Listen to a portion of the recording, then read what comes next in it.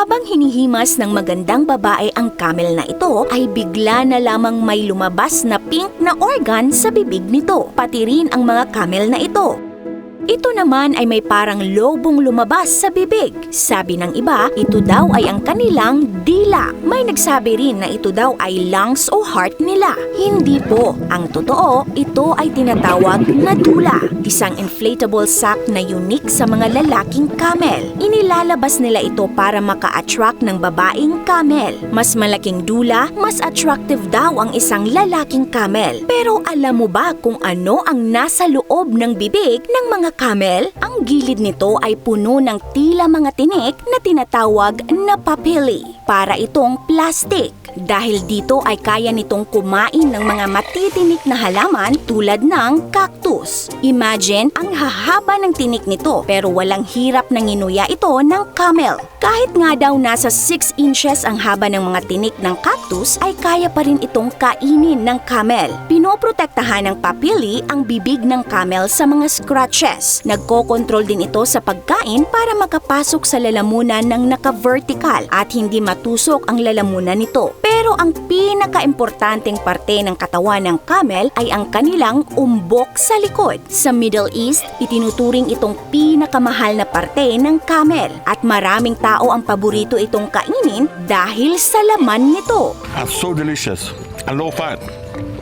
Amazing. Merong dalawang species ng camel. Ang Arabian camel o dromedaries ay meron lamang isang hump o umbok sa likod. Ang Bactrian camel naman ay merong dalawang umbok. Marami ang naniniwala na ang umbok sa likod ng camel ay naglalaman ng tubig kaya sila nakakasurvive sa disyerto. Pero mali po ito dahil ito'y naglalaman ng mga taba. Bale, ito ay storage ng kanilang taba. Kaya nitong mag-store ng hanggang 36 kilograms ng taba.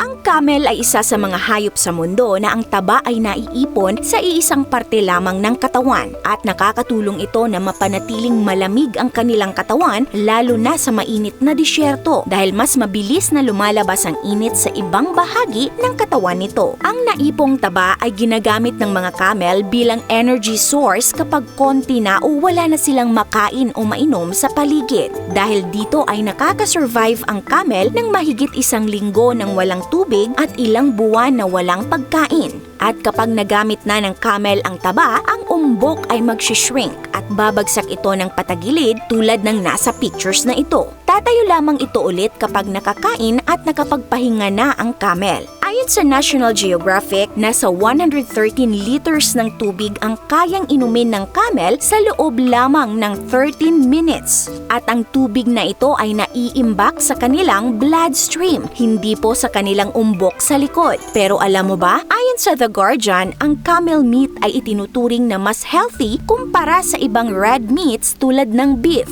At ayon naman sa Insider Science, ang taba ng camel ay kinukonsider bilang bagong superfood. Napag-alaman kasi na nagtataglay ito ng fatty acids, vitamins at minerals. Sa katunayan, ayon sa kumpanyang Desert Farms, isang kumpanyang nagbebenta ng camel fat, ang isang tablespoon daw ng taba nito ay nagtataglay ng 40% ng daily vitamin B12 at merong mataas na oleic acid, isang healthy omega-9 fatty acid.